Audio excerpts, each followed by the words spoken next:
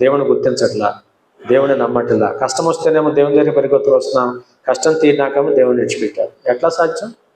వాళ్ళ యూదులైన వారు కళ్ళ ముందర ప్రభుని గుర్తించలేకపోతున్నారు. మళ్ళీ చెప్తున్నాను, యేసుక్రీస్తే నిజమైన దేవుడు. హల్లెలూయా, హల్లెలూయా.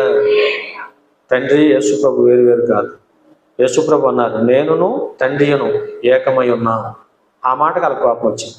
ఆ మాట యూదులకి ఏమొచ్చింది? నువ్వు తండ్రితో సమానంగా చేసుకుంటావా? కోపం వచ్చింది. సహోదరి సహోదరా, ఈనాడు వాక్యం మన జీవితాల్లో దయచేసి మరి గమనించండి, అర్థం చేసుకోండి. వాళ్ళ యూదులు మరి యేసు ప్రభుని గుర్తించలేకపోయారు. నేను అందుకే అన్నాను, గుర్తించేవారు కావాలి. ఇందాక ఒక మాట చెప్పాను, గుర్తుందా? ఎవరు గుర్తించగలరు? వివేకము కలిగిన వాడు.